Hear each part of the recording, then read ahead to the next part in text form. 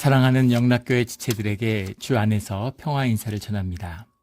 오늘은 2022년 5월 28일 토요일입니다. 오늘의 묵상 본문은 여호수아 22장 10절로 34절까지의 말씀입니다.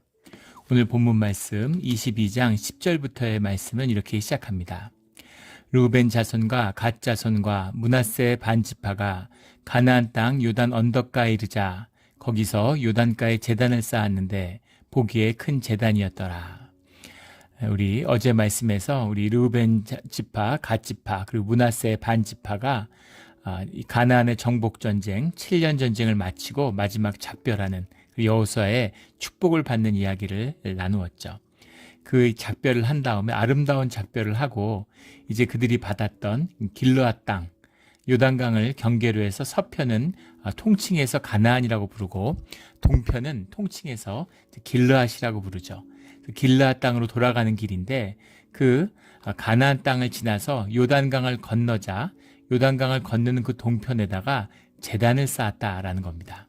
주님 앞에 제단을 쌓는 기도의 자리를 만든 것이죠. 그런데 이것이 이 소식이 이스라엘의 이 서편의 이 아홉 지파, 아홉 반지파에게 전해지니까 큰 소동이 일어난 겁니다. 편지 풍파가 일어난 거예요. 12절에 보면 이스라엘 자손이 이를 듣자 이스라엘 온 자손의 회중이 실로에 모여서 그들과 싸우러 가려 하니라. 모두 다 격분해서 전쟁이다. 싸우려고 가는 겁니다. 그들은 왜 그렇게 싸워서 화가 났을까? 그것은 이제 그들의 기억 속에 있는 사건들 때문이죠. 오늘 본문 가운데에도 나오지만 그 사건이라는 것은 바알 부올의 사건입니다. 바알 부올, 부올에서의 바알 이런 말이죠. 부올 땅에 갔는데 거기서 모압 여인들에게 넘어가서 우상 숭배에 빠져버린 그런 사건이 있었죠. 그 사건으로 인해서 역병이 돌아서 수많은 사람들이 목숨을 잃었어요. 그래서 그것을 정결하기 위해서 그 우상 숭배를 끊어내야 됐던 것이죠. 그래서 몇 가지 의미가 있는데 제단을 쌓았다라는 의미를 어떻게 받아들인 거냐면 하나는 우상 숭배다라는 거죠. 이 말씀은 이들의 독단적인 것이 주님이 주신 말씀이에요. 신명기 12장에 보면 주님을 섬기는 제단이 한 곳에 있어야 된다라는 걸 분명히 말씀하고 계시죠. 그리고 신명기 13장에는 그것을 어기는 자들, 제단을 갈랐다라고 하는 얘기는 우상화로 빠져든다라는 뜻과 세속화의 뜻이 들어있는 겁니다. 주님 안에서 구별됐다는 의미죠. 어디다 제단을 쌓으면 어때? 그렇지 않습니다. 주님의 뜻을 받들고 주님과 하나 되는 그 의미는 주님 안에서 구별되었다는 뜻 가운데 들어있는 것이에요. 성막이 구별되고 주님의 말씀이 구별되고 주님의 말씀을 언약궤를 모신 곳이 주의 장막이잖아요. 근데 그 다른 곳에서 제사를 드린다고 하는 것은 그것은 우상 숭배가 되는 것이고 그리고 그것은 세속화가 되는 것, 주님의 뜻을 거부하는 것이 되었다라는 뜻입니다. 오늘날도 마찬가지죠. 주님이 어디에나 계시고 주님의 제사장으로 부름받은 사람이 주님의 자녀인데 교회가 뭐 다 교회지. 교회가 꼭 예배당이고 교회가 무슨 어떤 뭐 조직에 속해 있고 종교 단체를 만들어야 돼? 맞는 말입니다. 지극히 맞는 말이죠. 그런데 우리 한국 교회의 특징 중에 하나가 그 이단이 창궐하는 거예요. 종교사적으로, 신학적으로 한국 교회의 가장 큰 특징 중에 하나가 이단이 많다는 겁니다. 왜 이렇게 이단이 극성을 부릴까? 사실 부끄러운 얘기죠. 왜 이단이 극성을 부릴까요? 거기에 대한 신학적인 답변은 한국 교회에 처음에 복음을 증거했던 선교사들이 이 19세기 초에 미국을 아주 강타했던 그런 그 부흥운동 그 산물이었죠. 그 부흥운동의 열심을 받은 그런 청년들이 사실은 뭐 한국에 왔던 선교사들 보면 전부 다 사실 굉장히 약관의 나이였어요. 어린 나이들. 그리고 신앙의 연륜이 아주 짧은 그런 청년들이었습니다. 그 열정이 있고 힘이 있으니까 그런 오지의 선교를 왔던 것이죠. 근데 문제는 무엇이냐면 신학이나 신앙에 대한 그 깊은 이해가 없었기 때문에 그 열정을 그대로 전하는데 성경을 절대화하는 말씀의 문구를 절대화하는 그런 가르침을 전했습니다.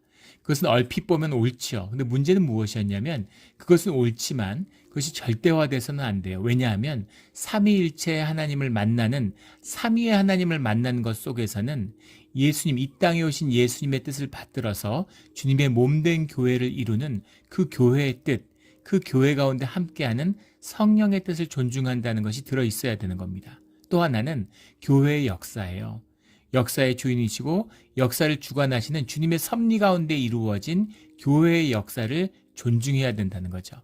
근데 교회의 역사와 그 다음에 신앙의 역사, 믿음의 역사와 교회를 거부하고 성경만 절대시하니까 그러니까 그게 사실 이단의 뿌리예요. 그러니까 말씀을 절대화하니까 말씀을 내가 이렇게 해석하고 저렇게 해석해서 그래서 이런 이단도 만들고 저런 이단도 만드는 것입니다. 이상하다고 해서 문화에 깊이 침투되었다고 해서 그래서 이단은 아니에요. 인도네시아의 원시 부족인데 다 뻘거벗고 예배를 드립니다. 그들의 문화니까 뻘거벗고 예배 드린다고 해서 이단이에요? 아닙니다. 아미시들, 펜실바니아나 뉴욕주에 가면 아미시라고 있죠. 그들은 문명을 거부해요. 지금도 소에다가 쟁기를 걸어서 밭을 걸고 전화기 어떤 전기 문명도 거부합니다. 진짜 이상하죠. 근데 누구도 기독교회 안에서 아미시를 이단이라고 하는 사람은 없습니다. 그러나 이단들이 있죠. 교회를 거부하고 삼위일체 하나님을 거부하는 그런 이단들, 뭐 신천지 같은 거, 이제는 뭐 통일교는 이단이라고 하지 않죠. 이건 타종교가 돼버렸어요. 몰몬 이런 것은 처음에는 교회 안에서 출발했는데 기독교 안에서 출발했는데 완전히 이단 종교, 타종교가 돼버린 것이죠. 그 의미, 이 주님이 함께 하시는 성령의 공동체 가운데 하나 되는 그 의미가 중요한 것이다 라는 뜻이 들어있는 겁니다. 그런데 이 요단강 길르앗 땅에 있는 두 지파 반이죠. 이 갓 지파와 르우벤 지파, 므낫세 반 지파의 행동, 제단을 쌓은 행동은 이것은 우상하고 세속화되는 이스라엘의 하나됨을 깨려고 하는 우상 숭배로 받아들여진 것이죠. 그 진상을 알아보기 위해서 싸워야 된다. 이것은 가만두면 안 되고 진멸해야 된다 하는 뜻이 팽배되어 있는 것입니다. 그 말씀이 17절에 나와요. 부올의 죄악으로 말미암아 여호와의 회중에 재앙을 내렸으나 오늘까지 우리가 그 죄에서 정결함을 받지 못하였거늘 그 죄악이 우리에게 부족하여서 18절 오늘 너희가 돌이켜 여호와를 따르지 아니하려고 하느냐 너희가 오늘 여호와를 배역하면 내일은 그가 이스라엘 온 회중에게 진노하시리라 이렇게 말씀하고 있는 것입니다. 지금 이상한 말씀이죠. 오늘까지 우리가 그 죄에서 정결함을 받지 못하였거늘 부올에서 죄악으로 정결케 하시는 것은 주님이신데 아직까지 정결함을 받지 못했다는 게 무슨 말인가? 주님의 정결케 하시는 역사가 부족했다는 말인가? 아니면 다른 무엇이 있기에 아직도 이것을 우리가 죄에서 정결함 오늘까지 받지 못했다라고 말했을까라는 것이 큰 도전이 되는 것이죠. 이 말씀의 의미는 두 가지로 보통 이해되는데 하나는 그 아픔, 그 부올에서의 배역 때문에 징계받았던 그 아픈 기억이 여전히 우리 가운데 남아있다라는 그렇겠죠. 그 가운데 죽은 가족, 친척들도 있을 것이고 그 깊은 아픔들 그런 것이 여전히 남아있다. 이제 그런 의미도 있고 또 하나는 여전히 우리 가나안 땅, 또 길르앗 땅에서 우상 숭배가 행해지고 있다라는 의미도 된다는 것입니다. 왜냐하면 지금 200만 명이 어마어마한 땅에 흩어졌어요. 그 남성을 기준으로 할 때 거대한 유다 땅, 거대한 길르앗 땅 이런 데서 불과 수만 명의 사람들이 흩어져 살고 있는 겁니다. 근데 그 지역에 가나안 백성들이 살고 있죠. 수백 년 동안 터잡고 뿌리 내린 백성들이 살고 있는데 그들의 삶의 본질적인 것이 우상 숭배예요.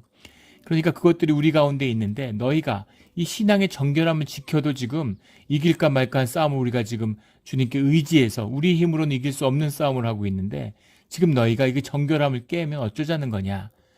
지금 우상숭배에 먹히겠다는 거냐. 주님이 우리를 떠나시는데 우리가 우상숭배라면 주님이 떠나시면 어떻게 되는지 너희가 알지 않느냐 이런 말이죠. 20절에 보면 세라의 아들 아간이 온전히 바친 물건에 대하여 범죄함으로 이스라엘 온 회중의 진노가 임하지 아니하였느냐. 그의 죄악으로 멸망한 자가 그 한 사람만이 아니었느니라 이렇게 이야기하죠. 아간의 범죄라는 건 우리가 잘 알고 있는, 우리가 앞에서 나누었던 여리고의 정복전쟁 때 여리고를 진멸하라고 하는데 여리고의 물품을 훔쳤던 아간 때문에 아이성 전투에서 크게 패했던 것이죠. 한 사람이 범죄했는데 이런 큰 재앙이 이스라엘 전체에 내렸다. 그런데 너희가 이렇게 두 지파 반이 모여서 반역을 하면 어쩌자는 거냐, 이런 말이 들어있는 거죠. 그래서 이것을 가리기 위해서, 이 전악한 뜻을 헤아리기 위해서 조사단을 파견하게 되는 겁니다. 13절의 말씀이죠. 이스라엘 자손이 제사장 엘르아살의 아들 비느하스를 길르앗 땅으로 보내어 루벤 자손과 갓 자손과 므낫세 반지파를 보게 하되, 또 14절에 보면 갓 지파에서 한 지도자씩 10지도자들 그들과 함께하니, 각 지파면 9지파에서 한 지도자씩이면 9명이어야 되는데 왜 10지도자일까? 그것은 요단강 서편에 있는 므낫세 반지파에서도 지도자가 나온 거죠. 그래서 총 9지파와 므낫세 반지파, 그래서 10명의 지도자들이 함께 비느하스가 단장이 돼서 이제 찾아온 겁니다. 진상조사단이 찾아온 거죠. 근데 비느하스가 왔다는 것이 아주 상징적이죠. 비느하스가 바로 바알 부올의 사건, 그 사건을 내서 그 사건의 그 주모자 중에 하나가 됐던 시므리가 끌어들였던 모압 여인 고스비를 창으로 죽이고 그 의를 인정받아서 대제사장의 직분을 약속받게 되죠. 그래서 이스라엘 역사 가운데 보면 늘 비느하스의 후손들이 대제사장을 합니다. 물론 예외도 있었어요. 이다말 계통의 엘리 같은 제사장이 잠깐 한 적도 있지만 대부분은 다 비느하스의 후손들이 대제사장을 하게 되죠. 그러니까 비느하스는 요즘으로 하면 무슨 뭐라 그럴까요? 이단 연구소장 같은 거죠. 이 이단을 분별하는데 그렇게 구별된 그런 이제 대제사장이 되는, 지금은 대제사장의 아들이지만 그런 비느하스가 단장이 돼서, 비느하스라면 틀림없어.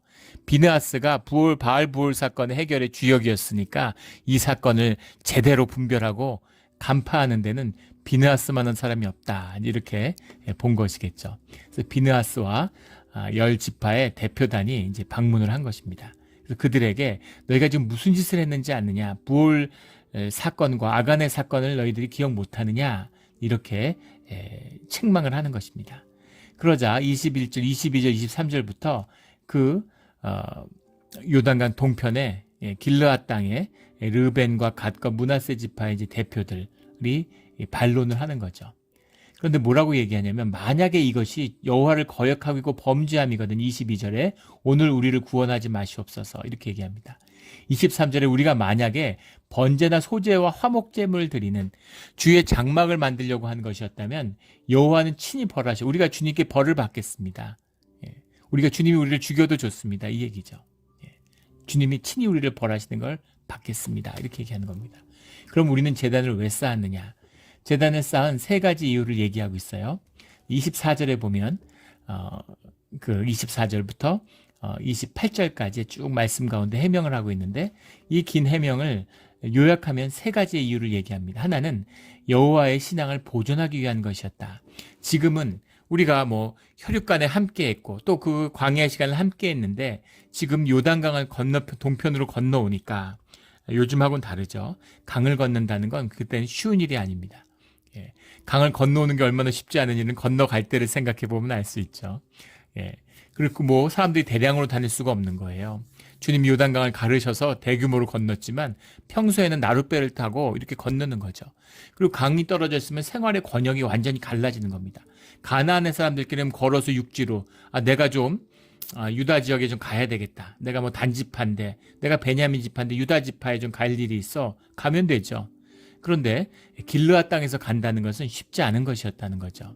그래서 우리가 떨어져 살게 되는데, 우리는 지금 하나의 신앙, 여호와의 신앙 가운데 있지만 우리 자손들 간에 가면 이것이 갈라지고 다른 민족이 되지 않겠느냐, 이런 이야기죠. 그래서 여호와의 신앙을 기억하고 우리 요단강 동편에서 우리가 여호와의 백성임을 기억하기 위한 그 신앙의 의미에서 여호와의 신앙을 보존하기 위해서 제단을 쌓은 것이다, 이렇게 이야기하는 겁니다. 또 하나의 이유는 25절에 나오는 이유죠. 지파들 간의 연대의식, 우리가 주님을 여호와의 신앙 가운데서 하나인 것이다. 하나이라는 것을 기억하기 위해서 이걸 쌓았다. 이것은 다른 말로 하면 지금은 우리가 지파와 분깃을 나누고 있지만 주님의 말씀 가운데 서 있지만 세월이 지나면 그럴 수 있는 거죠. 우리 주님이 축복의 땅이 가나안이라고 그러는데 길르앗은 가나안이 아니지 않느냐. 그리고 길르앗 땅을 받은 사람은 가나안의 분깃을 받은 것이 아니지 않느냐. 또는 길르앗 땅은 가나안이 아니기 때문에 분깃에 들어갈 수 없지 않느냐. 이런 오해가 생겨날 수 있다는 것이죠.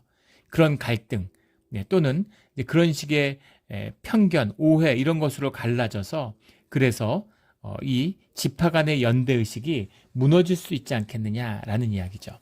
그래서 우리가 한 지파다. 지파 간의 연대의식을 위해서 여호와의 신앙이 그 중심에 있는 것이니까 우리는 괜찮지만 후손들에 내려갈 때 그 지파 간의 연대의식을 공고히 하고 기억하기 위해서 이 제단을 쌓은 것이다. 이렇게 이야기하죠.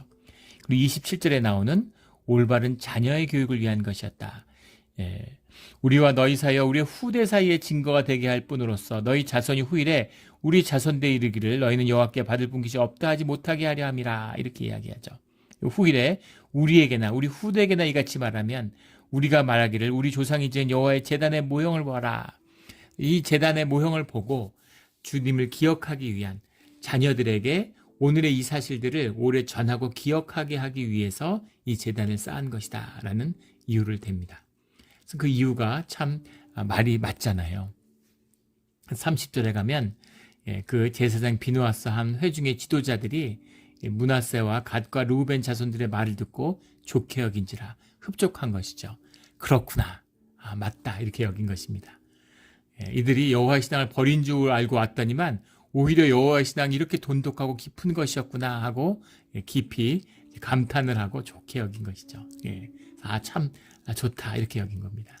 31절에 우리가 오늘 여호와께서 우리 중에 계신 줄 아노니 이는 너희가 이 죄를 여호와께 범하지 아니하였음이니라. 그래서 그들의 무지함을 비나스가 선포하게 되는 거죠. 그리고 이제 이스라엘 자손을 여호와의 손에서 너희가 건져내었느니라 이렇게 얘기합니다. 이스라엘 자손을 여호와의 손에서 건져내었다. 이들이 뭘 건져냈다는 겁니까? 이들이 이렇게 적절히 해명하고 적절한 이런 화합의 시간이 이루어지지 않았더라면 그랬더라면 그럼 내전이 일어났겠죠. 그렇다면 주님이 하나 되라고 그 12지파가 한 민족을 이루라고 이렇게 불러내셨는데 땅을 받자마자 제일 먼저 한 일이 내전을 일으키는 일이었다면 얼마나 참담한 일이겠습니까? 비극적인 일이죠. 그런데 그 범죄함으로부터 너희가 우리를 건져냈구나. 이게 굉장한 상찬이죠. 굉장한 상찬입니다. 그 공을 이 르우벤과 갓과 므낫세, 요단강 동편의 세 지파에게 돌리고 있는 거예요. 그러니까 마음이 완전히 풀어졌다는 것을 말씀하고 있는 거죠. 그리고 그 일을 돌아와서 사람들에게 알리니까 지금 모여서 전쟁을 해야 되나 하고 모여서 기다리고 있는 거잖아요, 결과를. 근데 와서 그 사실을 쭉 전하니까 사람들이 그걸 듣고 감동한 거예요. 33절에 보면 그 일이 이스라엘 자손을 즐겁게 한지라. 이들이 그 즐겁고 기뻐가지고 이스라엘 자손이 하나님을 찬송하고 전쟁하려고 모였는데 부흥 집회 같이 된 거죠. 모두 다 감사하고 주님께 예배를 드리고 모두 다 함께 주님을 찬송하는 것입니다. 34절에 르우벤 자손과 갓 자손이 그 제단을 에시라 불렀으니 우리 사이에 이 제단은 여호와께서 하나님이 되시는 증거라 함이었더라. 본문에는 이 제단을 에시라 불렀으니 하는 말이 에시라는 말이 없어요. 이게 의역을 막 크게 했는데 원문에 없는 겁니다. 그리고 원래 히브리어 원문에도 없지만 헬라어 번역본에도 70인역에도 없습니다. 그러니까 원래 어디에도 없는 것이죠. 그런데 보면은 여기 하나님의 증거라 함이라 할 때 증거가 에드예요. 그 에드를 앞에다 한 번 더 쓴 것이죠. 하나님의 제단을 여호와께서 하나님이 되시는 증거라 함이었더라 하는 게 정확한 해석이죠. 에드라고 하는 말은 뭐 이유를 얘기할 수도 있고 증거도 될 수 있고 원래는 뭐 영어로 하면 for인 거죠. 왜냐하면 because 이런 겁니다. 근데 이제 witness 그 이유를 밝히는 증거에서 witness라는 뜻도 되고 에드란 말은 원래 would라는 말에서 왔어요. would라는 말은 이제 영어로 하면 repeat이죠. 반복된다. 반복된다는 것은 실체가 분명한 것이죠. 그래서 그 증거라는 뜻으로 이제 발전이 된 겁니다. 그래서 하나님의 증거가 되었다. 그 제단이 여호와가 우리와 함께 하시는 그리고 우리가 여호와 안에서 12지파가 한 이스라엘이라고 하는 그 증거가 이 제단이 되었다. 저주와 분열의 상징이 될 뻔한 제단이 은혜와 하나됨의 증거가 된 것이죠. 기가 막힌 역사입니다. 33절에 이 소식을 듣고 이스라엘 자손이 기쁘고, 왜 그렇게 기뻤을까요? 그리고 하나님을 찬송하고, 그들이 만난 것, 하나님을 높이는 여호와의 신앙을 확인하고 기뻐하는 것이죠. 이 기쁨입니다. 우리가 간증을 들으면 기쁘잖아요. 마음이 애통하고 아픔이 있죠. 진실한 이야기고 삶의 이야기잖아요. 아픈 삶 속에서 진실을 만나는 이야기죠. 우리 임직 예배 때 임직자 대표가 나와서 간증을 했어요. 그 간증을 하는데 전 위에서 보니까 눈물 흘리는 분들이 여러 분 계시더라고요. 아픈 거죠. 삶이 하나니까 아픈 겁니다. 그런데 동시에 기쁨이 있어요. 기쁜 겁니다. 왜냐하면 그 가운데, 아픔 가운데 주님이 함께 하셨음을 봤기 때문이죠. 그래서 아프지만 기쁜 것입니다. 이게 주님이 함께하는 비밀이에요. 예. 주님이 높이고 주님의 안에 우리가 하나 되는 주님의 임재를 확인하는 자리 가운데 우리가 모두 깊은 기쁨을 느끼게 되어 있습니다. 우리가 무슨 의식적으로 교리적으로 크리스찬 돼서 기쁜 게 아니에요. 우리가 주님의 형상에 따라 만들어졌기 때문에 우리의 심령의 진실, 심령의 실체 가운데는 주님을 높이고 여호와를 기뻐하는 마음이 우리 가운데 있는 거죠. 그래서 진실해야 되는 거죠. 주님을 기뻐하는 것 가운데, 주님을 높이고 주님 가운데 하나 된 가운데 모두 다 기뻐서 모여서 찬성하고 기뻐하는 겁니다. 아, 우리가 재앙을 면했구나. 우리가 주님의 징계를 면했구나. 이런 것이 아니라 그 이상이죠. 주님의 그 안에서 함께됨, 하나됨의 그 기쁨입니다. 이 요단강의 제단 사건은 여러 가지를 깊이 묵상하게 되는 그런 사건, 여러 가지 측면을 볼 수 있습니다. 우선 이 길르앗 지방의 이 세 지파의 행동에 대해서 한번 생각해 볼 수 있겠죠. 이들이 제단을 쌓은 것은 옳은 일이고 좋은 일입니다. 좋은 것으로 결론이 났잖아요. 그런데 만약에 이 일로 해서 전쟁이 나고 수많은 사람이 도륙되는 사건이 됐으면 어땠을까요? 이들에게 칭찬해야 될 것은 이들이 보인 자세예요. 물론 그 뒤에 있는 성령의 역사라고 할 수도 있겠죠. 자신들을 정죄하려고 하고, 자신을 정죄하려고 하면 사람이 방어적으로 되잖아요. 거기에 저항하게 되잖아요.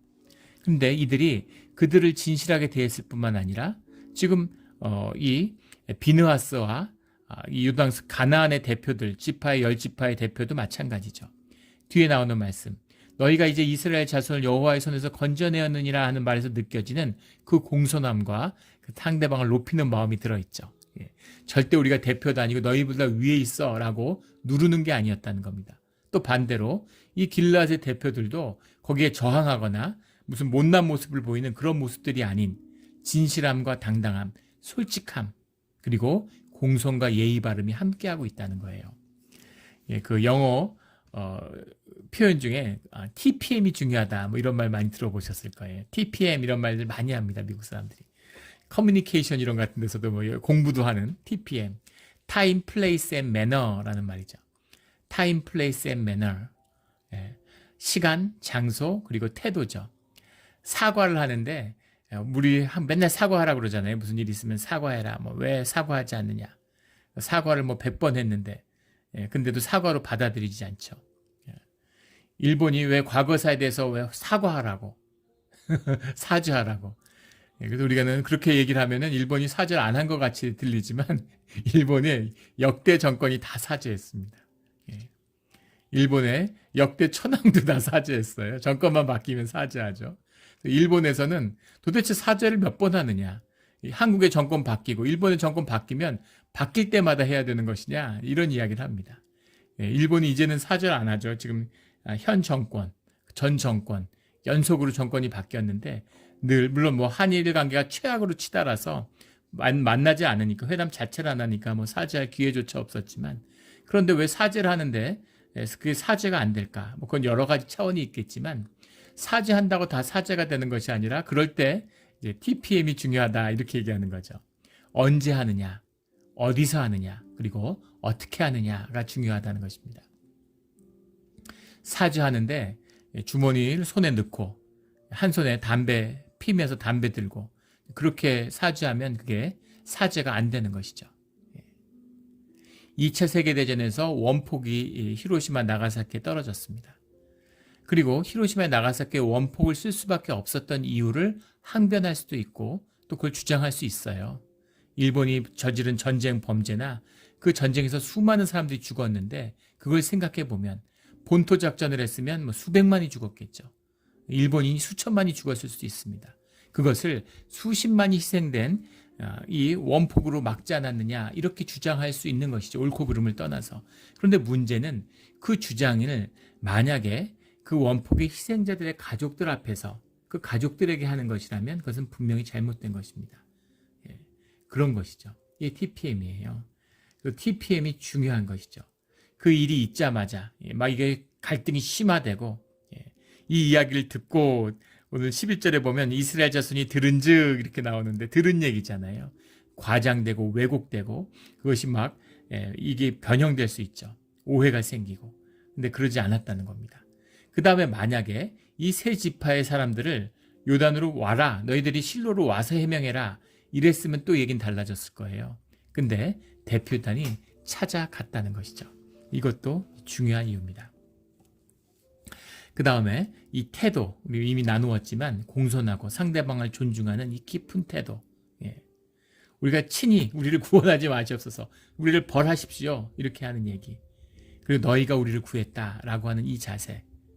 이 자세들에게서 보이는 이들의 태도가 주님의 사람들답게 주님 앞에, 지금 사람들 상대하는 게 아니죠. 주님 앞에서 주님을 대하고 있는 것입니다. 그래서 그 존중과 경외함과 예의 같은 것이 갖춰진 것이다 라는 것을 칭찬할 수 있겠죠. 그런데 칭찬만 할 일이었으면 왜 이런 일이 벌어졌을까? 그렇지만은 않은 부분이 있다는 겁니다. 뭐냐면 먼저는 이 길르앗 땅의 세 지파의 행동을 돌아볼 수 있겠죠. 이 행위를 하려고 했으면 얼마든지 여호와의 축복을 받고 떠나올 때 의논할 수 있었겠죠. 우리가 앞으로 이렇게 되면 어떡합니까? 이런 일이 있게 되면 우리가 지파로서 갈라지면 우리 세 지파가 나는 9지파와 구분되게 되면 어떡합니까? 이런 질문을 얼마든지 가지고 있었고 할 수 있잖아요. 의논할 수 있고 서로 논의할 수 있는 것이죠. 근데 그런 논의가 전혀 없었어요. 그리고 그것에 대해서 한 마음이 돼서 제단을 쌓은다면 뭐 10개를 쌓은들 어떻습니까? 다 칭찬받을 일이잖아요. 함께 할 수 있는 일이잖아요. 근데 그런 과정과 절차가 지켜지지 않았다고 하는 겁니다. 교회의 분쟁에 대한 통계나 연구 이런 걸 보면 총회 자료 이런 걸 보면 대부분 이것이 절차적인 문제에서 일어나요.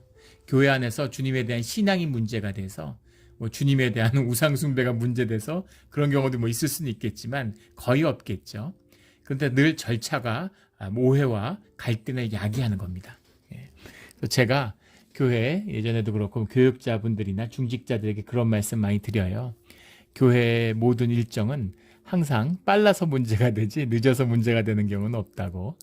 그래서 충분히 의논하고 뜻을 모아가는 과정을 함께하면 되는데 그것이 늘 뭐 쉽고 그게 편안한 것은 아니죠. 그런데 기도하면서 주님의 뜻을 구하는 것이 중요하다는 겁니다. 모든 사람에게 모든 동의를 받아라. 이것은 교회가 아니죠. 그런 게 아닙니다. 민주주의도 마찬가지. 심지어 세상에서도 요즘에 무슨 광장의 민주주의, 광장에 무슨 길에 있는 민주주의가 있는 것처럼 민주주의는 길에 있지 않습니다. 민주주의는 광장에 있지 않아요. 뭐 참여 민주주의다 이러는데 그 민주주의의 본질을 훼손하는 것이죠. 민주주의의 본질은 대의 정치예요. 주민들의 대표를 내세우고 그들의 권위와 정당성을 받아들이는, 긍정하는 것입니다. 그래서 사회의 비용을 최소화하고 사회 일체감에 대한 정당성을 부여하는 것이죠. 이게 민주주의의 본질이에요. 근데 그걸 거부하고 목소리 크고 힘쓰 막 광장을 차지하고 계속 분열되고 사회가 갈등이 점점 고조되고 끊이지 않고 분란이 끊이지 않는 사회가 점점 결국 비용과 리스크 때문에 무너져 가고 있는 것이죠. 진통을 겪는 것입니다. 결코 좋은 민주주의가 아니에요. 하물며 뭐 교회는 더 말할 것도 없겠죠. 교회라고 하는 것은 하나님이 통치하시고 하나님의 뜻을 위임받았다라는 것이잖아요. 중직자들, 뭐 당회가 있으면 말할 것도 없겠죠. 예, 우리 교회 헌법 처음에 배우면 교회의 뜻에 따라 교회가 판단해서 교회가 결정하면, 근데 교회가 뭐냐? 교회가 어떻게 판단하고 교회가 어떻게 결정하느냐? 장로교 헌법에서의 교회라는 것은 당회를 의미하는 거죠. 당회가 결정하면 교회의 결정이에요. 당회가 심지어 징계도 할 수 있습니다. 그런데 같은 교인이고 당회원들이 다 장로들이고 우리와 같이 신앙하는 형제들인데 장로가 뭐길래 그런 식의 권위를 가질 수 있어? 당회가 뭔데? 주님의 뜻 가운데 구별된 하나님이 세운 하나님의 중직자들, 사명자들이기 때문인 거죠. 하나님을 존중하기 때문에 그 당회의 권위를 존중하는 겁니다. 그 직분자 개인의 인격이나 뭐 성품이나 이런 것, 물론 그런 것들이 존중받아야 되겠죠. 그러나 그것이 권위의 본질이 아닙니다. 그 권위의 본질은 주님 안에서 주님의 뜻에 따라 구별됐기 때문인 것이죠. 교회는 왜 귀합니까? 세상과 구별됐기 때문이에요. 주님의 부르심, 세상 가운데 부르심을 받아서 세상과 구별된 주님의 지체가 된 주님의 몸된 교회이기 때문입니다. 이 뜻이 들어있는 것이에요. 그래서 그 권위를 세워나가는 과정, 그 절차, 이런 것들의 가운데서 이 길르앗의 세 지파는 큰 실수를 저지른 것이 맞습니다. 그런 게 있기 때문에 전쟁이 날 뻔했죠. 내전이 날 뻔했죠. 그러나 그들이 주님 가운데 믿음 가운데 있고 주님의 인도하심을 받았기 때문에 반전이 일어나는 거죠. 큰 갈등이 된 게 아니라 큰 화합과 주님을 기뻐하고 주님께 찬송을 올리는 이런 결론을 가지게 된 거예요. 그리고 이것보다 사실 더 깊은 뜻이 이 안에 들어있습니다. 주님이 함께하고 계세요. 그리고 주님의 언약궤가 있고 지금 대제사장이 움직이고 있습니다. 그런데 주님이 이 모든 과정을 이들에게 맡기고 있다는 겁니다. 주님의 뜻이 없고 주님이 함께하지 않는다는 게 아니에요. 주님의 인도하심이 있는데 주님의 인도하시는 방법을 보는 거죠. 주님이 모세를 통해서 직접 말씀하시고 하나하나 말씀하시고 먹는 것까지, 먹고 남은 걸 어떻게 해야 되는 거, 잔반 처리까지 다 일러주시고 구름기둥 불기둥으로 가는 길을 일일이 일러주시고 이제 그런 것이 끝나고 주님이 침묵하고 계시는 거죠. 물론 주님이 영적으로 말씀하시고 영적으로 움직이지만 이제는 구름 가운데서 이야기하시고 불기둥으로 인도하시는 그런 것이 아니라는 겁니다. 그러면 주님의 인도하심이 약해진 것인가? 주님의 뜻이 더 약화된 것인가? 아니죠. 더 강화된 것이고 더 깊어진 것입니다. 이런 깊은 비밀을 봐야 되는 거죠. 그래서 출애굽이 왜 처음인 것 같아요. 이들이 이것을 주님께 들고서 주님의 직접적인 개입 없이 주님의 뜻 가운데서 믿음으로 이들의 생긴 큰 갈등의 문제를 해결할 수 있었다는 겁니다. 이것이 여기 오늘 본문 가운데 보는 소중한 믿음의 승리예요. 이것을 주님이 보고 기뻐하고 흐뭇해 하셨겠죠. 아이들이 어릴 때는 다 물어보잖아요. 이거 물어보고 저거 물어보고. 또 우리가 계속 부모가 잔소리하죠. 이빨 닦아야 된다. 밥 먹으면. 음식 먹은 거 집에 두지 마라. 양말 같은 거 이렇게 말아서 두면 안 된다. 흰빨래, 칼라빨래 나누어서 해라. 저도 아이들에게 늘 하던 잔소리입니다. 근데 이제는 그런 잔소리를 하지 않죠. 애들이 잘해서가 아니라 애들이 이제 나이가 18세가 넘고 어른이 됐기 때문입니다. 그래서 어른으로 대접해주고 어른으로 살아가야 할 때가 되는 거죠. 우리 큰애가 이제 방학이 돼서 이제 왔어요. LA에서 왔습니다. 반갑고 너무 좋죠. 그런데 왔는데 빨래 넣는 거, 양말 아무데나 벗어두면 안 되는 거, 물통 먹다가 아무데나 두는 거, 이런 것이 여전히 고쳐지지 않고 있죠. 그러나 이제는 제가 고쳐줘야 되는 단계는 넘어간 거죠. 그 아이의 삶의 일부분입니다. 그리고 이제 그런 걸로 잔소리하진 않아요. 그런 것은 아이가 알아서, 이제 아들이 알아서 자기 삶 가운데 단도리를 해야 되는 영역이 된 것이죠. 가르침의 시대는 끝이 난 것입니다. 자신의 삶으로 들어가야 되는 때죠. 물론 그게 다른 사람한테 큰 피해를 주거나 이러면 거기에 대한 이야기나 제재는 할 수 있겠지만 그런 차원을 넘어가는 겁니다. 깊은 신앙이 심화되어가는, 주님의 믿음이 자라나가는, 신앙이 자라나가는 그런 여정이죠. 그런 흐뭇한 모습을 여러 측면을 본문 가운데 보는 거예요. 우리도 마찬가지입니다. 주님의 더 깊은 세미한 음성을 듣기 위해서, 주님의 뜻을 분별하기 위해서 공동체가 자라나야 되고 우리 신앙이 자라나야 되는 거예요. 성경에 대한 말씀에 대한 깊은 이해가 자라나야 되는 겁니다. 처음에는 목사가 물어다주는 설교를 통해서 말씀을 받을 수 있겠죠. 그러나 신앙이 자라가면서 말씀을 읽고 스스로 묵상하고 더 거친 음식이라도 씹어서 소화할 수 있는 그 믿음과 믿음의 신앙의 깊이를 더해 가야 되는 거죠. 어려움이 있어요. 그것을 헤치고 이겨 나갈 수 있는 그런 신앙의 믿음과 공동체의 성숙함을 갖춰 나가야 되는 것이죠. 주님의 침묵 속에서 기다리며 주님의 뜻을 따라갈 수 있는 길을 찾아가는 법을 배워야 되는 것이죠. 이것이 우리의 신앙입니다. 모든 걸 다 잘한다는 뜻이 아니에요. 예수 믿고 은혜 받으면 다 잘하는 것처럼 그렇지 않죠. 매일 넘어지고 매일 실수합니다. 매일 죄를 져요. 실수할 수 있고 잘못할 수 있습니다. 사람이고 육신의 인간이잖아요. 그러나 믿음 가운데 주님을 의지하고 주님의 뜻을 따르는 그 법을 배우고 믿음 가운데 살아가기 때문에 주님의 뜻에 따라 행하면, 그러면 주님의 뜻 가운데 모든 것이 협력해서 주님의 아름다운 선을 이루게 된다는 것입니다.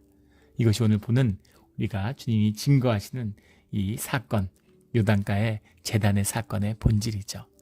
그 모든 것의 중심에 있는 여호와를 기억하고 주님 앞에 제단을 쌓아서 우리의 믿음을 고백하고 주님을 높이며 찬송하고 싶어하는 그 마음이 그 마음을 주님이 함께 해주시기 때문에 모든 것 가운데 주님의 선한 역사가 일어나는 것입니다. 이 주님의 선한 역사를 늘 붙들고 그 안에 함께하는 우리 모두가 되기를 주의 이름으로 축원합니다. 아멘. 함께 기도드리겠습니다. 하나님 아버지 감사합니다. 오늘 요단강가의 제단의 사건이 너무나 깊고 많은 것을 묵상하게 되는 그런 귀한 사건입니다. 우리가 살면서 많은 실수를 저지르고 때로는 그 뜻하지 않은 좋은 뜻으로 한 일인데 정말 잘하려고 한 것인데 오해가 빚어지고 그것이 생각지도 못한 큰 갈등으로 번질 때가 있습니다. 하지만 주님, 우리의 믿음, 주님께 의지하는 이 믿음 하나를 보시고 주님이 그 모든 것이 협력해서 선을 이루어가게 하시니 감사합니다. 주님, 이 고마우신 주님과 함께하는 이 길의 여정이 우리의 삶이, 이 육신의 삶이 끝나는 날까지 늘 끊어지지 않고 함께하도록 주님 붙잡아 주시고 강권하여 주시고 또 죽어서 다시 살아 영원히 사는 은혜 가운데 주님이 함께하신 이 복의 비밀을 누리며 살아가는 우리 모두가 되게 하여 주시옵소서. 오늘 그런 복된 하루가 되기를 원합니다.